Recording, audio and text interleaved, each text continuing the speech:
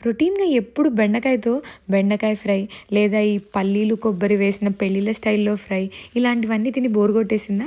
అయితే ఈ చిన్న ట్విస్ట్‌తో బెండకాయ ఫ్రై చేసి చూడండి. మీకు పక్కగా నచ్చేస్తుంది. ఏంటంటే ముందుగా బెండకాయల్ని కాస్త 70% దాకా వేయించుకొని పక్కన ఉంచుకున్నాను. తర్వాత మూకుడులో నూనె వేసి ఆవాలు, జీలకర్ర, మినపప్పు, ఎండుమిరపకాయ లేదా ఎండుమిరపకాయ లేకపోతే పచ్చిమిరపకాయ కూడా వేసుకోవచ్చు. అది వేసుకొని కాస్త చిటపటలాడాక అందులో ఉల్లిపాయలు వేసుకొని అవి కాస్త బంగారు రంగులోకి మారినప్పుడు మెంతికూర వేసుకున్నాను. మెంతికూర వేసుకొని అది బాగా వేగాలి, పచ్చితనం వాసన పోవాలి, చేదుతనం కూడా పోవాలి. బాగా వేగితేనే చేదుతనం కూడా పోతుంది.